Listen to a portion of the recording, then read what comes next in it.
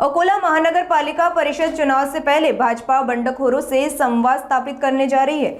महसूल मंत्री चंद्रशेखर बावनकुले ने कहा कि पार्टी में कोई फूट नहीं पड़ेगी, नाराज कार्यकर्ताओं की बातें सुनी जाएंगी और मतभेद दूर किए जाएंगे।